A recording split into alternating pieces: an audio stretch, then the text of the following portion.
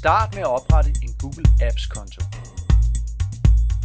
Det gør du med dit tildelte Unilogin.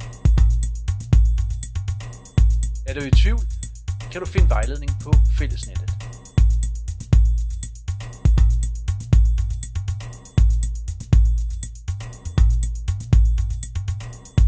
Bruger du tablet eller mobiltelefon, har du mulighed for at installere en applikation.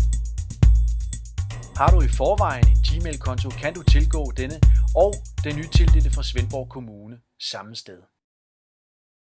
Fordelen ved Google Docs er, at du kan dele, skrive og rette samtidig i et dokument online med en kollega fra en anden skole. I kan så at sige se, hvad hinanden laver. Derudover kan du også oprette dit eget virtuelle drev på Google. Drevet kan du tilgå via din computer, altså du downloader drevet på din computer, det er stadigvæk virtuelt, eller du kan tilgå det via din Gmail-konto.